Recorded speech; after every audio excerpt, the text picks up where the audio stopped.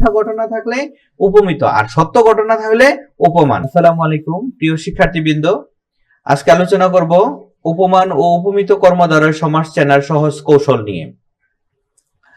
উপমান ও উপমিত কর্মদ্বারয় সমাস চেনার জন্য আমরা কয়েকটি উদাহরণ নিয়ে আলোচনা করি, তারপর আমরা কৌশল নিয়ে আলোচনা করব। যেমন তুষার শুভ্র, তুষারের ন্যায় শুভ্র। রক্ত লাল, রক্তের ন্যায় লাল। উপমিত কর্মদ্বারয় সমাসের উদাহরণে আমরা যদি তাকাই, বাহুলতা, বেশ বাক্য করলে হবে বাহুলতার ন্যায়। মুখ চন্দ্র, মুখ চন্দ্রের ন্যায়। এই কয়টা উদাহরণ থেকে আমরা একটু কৌশল কিভাবে এইগুলা দেখে আমরা কিভাবে কোন কৌশলে এগুলা সহজে আমরা চিনতে পারবো, শব্দ দেখে আমরা কিভাবে সমাস চিনবো দেখি। উপমানে গুণের উল্লেখ থাকে, উপমান কর্মদ্বারয় সমাসে গুণের উল্লেখ থাকবে। আমরা দেখলাম তুষার শুভ্র, এখানে কি কোনো গুণের উল্লেখ আছে কিনা? তুষার যেটা আমরা সকালে ঘাসের মধ্যে পাই, তুষার যেটাকে ধরা যায় নাকি, এটা শুভ্র মানে সাদা, তাহলে সাদা একটা গুণ, তাহলে একটা গুণ আছে। রক্ত লাল, রক্ত আমাদের শরীরে বা পশুর শরীরে যেটা থাকে রক্ত, এটা রং কি লাল, লাল একটা গুণ। আর গুণ চেনার আরেকটা কৌশল হলো কোনো কিছু সম্পর্কে যদি অতিরিক্ত তথ্য দেওয়া হয় ওটাকে বলা হয় গুণ। যেমন তুষার, তুষার সম্পর্কে অতিরিক্ত তথ্য দিলে হয় শুভ্র। রক্তের সম্পর্কে অতিরিক্ত তথ্য দিয়েছে কি লাল, তাহলে লাল এবং শুভ্র এই দুটো হলো গুণ। তাহলে উপমানে কি থাকে, গুণের উল্লেখ থাকে, আমরা যা উপরের দুইটা উদাহরণে পেলাম। আমরা অন্যদিকে তাকাই উপমিত কর্মদ্বারয় সমাসে। উপমিত কর্মদ্বারয় সমাসে গুণের উল্লেখ থাকে না, গুণকে কল্পনা করে নিতে হয়। যেমন বাহু লতা, বাহু লতা, এখানে কোনো গুণ আছে কিনা? বাহু আমাদের অঙ্গের নাম, লতা আমরা কচু গাছে যেটা হয় লতা, এটার সাথে এটা তুলনা করা হচ্ছে, তাহলে এটার গুণটা কি? বাহু লতার নেই, বাহু লতা, লতা কিন্তু চিকন, বাহুর সাথে লতার যে গুণ আছে চিকন, এর সাথে তুলনা করা হচ্ছে, কিন্তু গুণটা নাই। বাহু লতার নেই চিকন, চিকন শব্দটা কিন্তু বলছে না, তাই না? আমরা এটা কল্পনা করে নিচ্ছি, বাহু লতার নেই চিকন। মুখ চন্দ্র, মুখ চন্দ্রের সাথে তুলনা করছে, তাই না? মুখ চন্দ্রের ন্যায় কেমন? চন্দ্রের ন্যায় সুন্দর, ওই সুন্দর কথা কিন্তু উল্লেখ নাই, তাহলে মুখ চন্দ্রের সাথে তুলনা করছে, এখানে গুণের উল্লেখ নাই, দুইটাই কিন্তু বিশেষ্য। মুখ ও বিশেষ্য, অঙ্গের নাম চন্দ্র, আমরা আকাশের দিকে যেটা আমরা দেখি ওগুলা, তাহলে ওইটাও একটা নাউন বিশেষ্য, তাহলে এখানে গুণের উল্লেখ নাই। গুণটা কি? সুন্দর, চন্দ্রের সৌন্দর্য, মুখ চন্দ্রের ন্যায় সুন্দর, সুন্দর কথাটা উল্লেখ নাই। এভাবে আমরা দেখি গুণ উল্লেখ থাকলে তাহলে সেটা উপমান, গুণ যদি উল্লেখ না থাকে কল্পনা করে নিতে হয়, ওটা হলো উপমিত। 2 নম্বর কৌশলের দিকে তাকাই। উপমানে দুইটি পদের একটি ধরা যায়, অন্যটি ধরা যায় না। তুষার শুভ্র, তুষার যেটা আমরা ঘাসের সকালবেলা ঘাসের পায়ে, ঘাসে থাকে পায়ে লাগাই, হ্যাঁ হাত দিয়ে ধরতে পারি, এগুলো হলো তুষার, তাহলে তুষারকে ধরা যাচ্ছে। শুভ্র সাদা, উপরের উদাহরণটি ভালো করে খেয়াল কর, সাদা শুভ্র কি ধরা যাবে? না, শুভ্রকে ধরা যায় না, সাদাকে ধরা যায় না।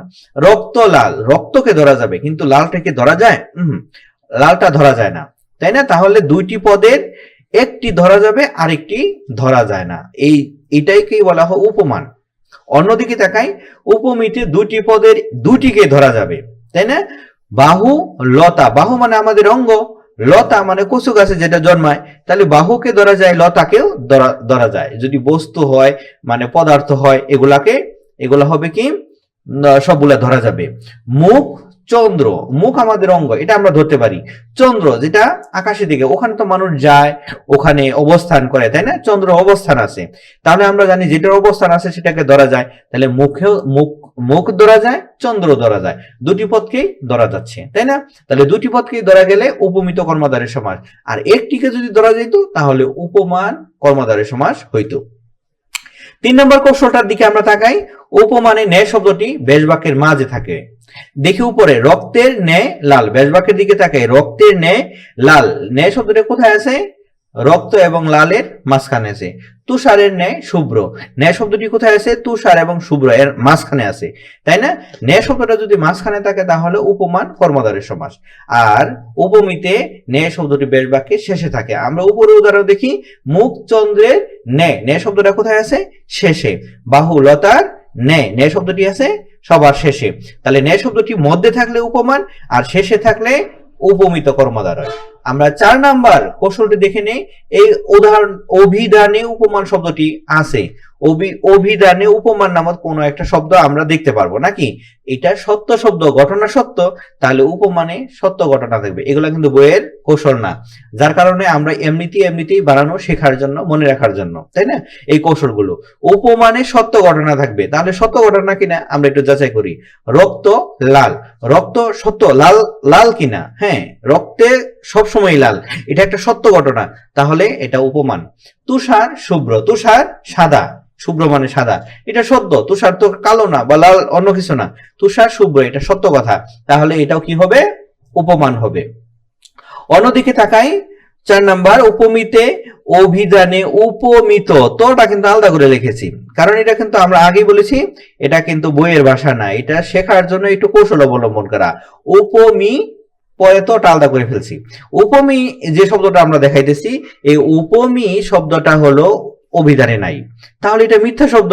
তাহলে মিথ্যা যদি, আর ঘটনার মধ্যে যদি মিথ্যা থাকে সেটা উপমিত হবে। যেমন মুখচন্দ্র, মুখকে চন্দ্রের সাথে তুলনা করছে, এটা কি সত্য না মিথ্যা? কেমন, মুখ কি চন্দ্রের মতো আসলে সুন্দর হতে পারবে? হতে পারবে না। বাহু লতা, বাহু লতার নে, বাহু লতার গুণের সাথে তুলনা করছে, বাহু কি লতার মতো আসলে চিকন হয়?